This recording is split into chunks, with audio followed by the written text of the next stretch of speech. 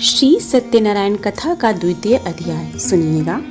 सूत जी बोले, हे ऋषियों, जिसने पहले समय में इस व्रत को किया था उसका इतिहास कहता हूँ, ध्यान से सुनो। सुंदर काशीपुरी नगरी में एक अत्यंत निर्धन ब्राह्मण रहता था।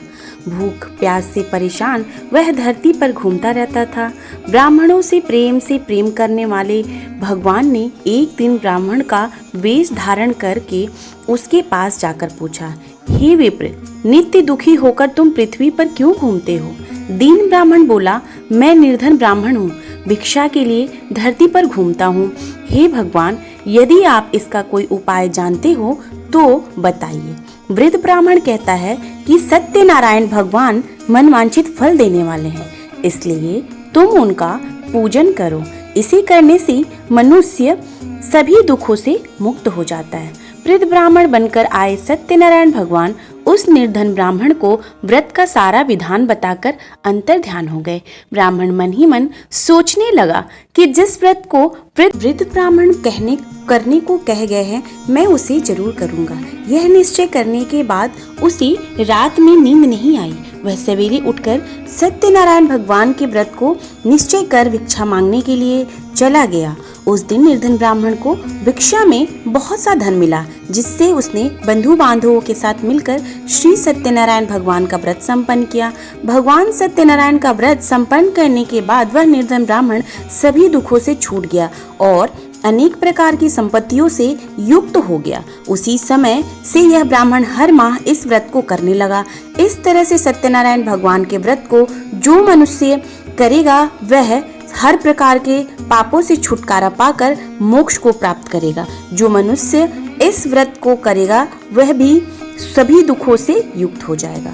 सूत जी के बोले कि इस तरह से नारद जी ने नारायण जी का कहा हुआ श्री सत्यनारायण व्रत को मैंने तुमसे कहा है। हे विप्रो, मैं अब और क्या कहूँ? ऋषि बोले, हे मुनिवर, संसार में उस विप्र से सुनकर और किस किस ने इस व्रत को किया, हम सब इस बात को सुनना चाहते हैं। इसके लिए हमारे मन में श्रद्धा भाव है। सूत जी बोले, हे मुनियों, जिसने इस व्रत को किया है वह सब सुनो। एक समय वही विप्र धन और ऐश्वर्य के अनुसार अपने बंधु बांधवों के साथ इस व्रत को करने को तैयार हुआ। उसी समय एक लकड़ी बेचने वाला बूढ़ा आदमी आया और लकड़ियां बाहर रखकर अंदर ब्राह्मण के घर में गया। प्यास से दुखी वह लकड़हारा उनको व्रत करते देख विप्र को नमस्कार करके पूछने लगा कि आप यह सब क्या कर रहे हैं तथा इसे करने से क्या फल मिलेगा, कृपया मुझे भी बताएं। ब्राह्मण ने कहा कि सब मनोकामनाओं को पूर्ण करने वाला यह सत्यनारायण भगवान का व्रत है। इनकी कृपा से ही मेरे घर में धन धान्य आदि की वृद्धि हुई है। विप्र ने सत्यनारायण व्रत के बारे में जानकर लकड़हारा बहुत प्रसन्न हुआ। चरणामृत लेकर वह प्रसाद खाने के बाद वह अपने घर गया। लकड़हारे ने अपने मन में संकल्प किया कि आज लकड़ी बेचने से जो धन मिलेगा उसी से श्री सत्यनारायण भगवान का उत्तम व्रत करूंगा। मन में इस विचार को लेकर वह बूढ़ा आदमी सिर पर लकड़ियां रखकर उस नगर में बेचने गया जहां धनी लोग ज्यादा रहते थे। उस नगर में उसने अपनी लकड़ियों का दाम पहले से 4 गुना अधिक कर दिया था। बूढ़ा प्रसन्नता के साथ दाम लेकर केले, शक्कर, घी, दूध, दही और गेहूं का आटा ले और सत्यनारायण भगवान के व्रत की अन्य सामग्रियां लेकर अपने घर गया। वहां उसने अपने बंधु बांधवों को बुलाकर विधि विधान से सत्यनारायण भगवान का पूजन किया और व्रत किया। इस व्रत के प्रभाव से वह बूढ़ा लकड़हारा धन, पुत्र आदि से युक्त हो संसार के समस्त सुख भोग अंत काल में बैकुंठ को चला गया। इति श्री सत्यनारायण व्रत कथा का द्वितीय अध्याय संपूर्ण।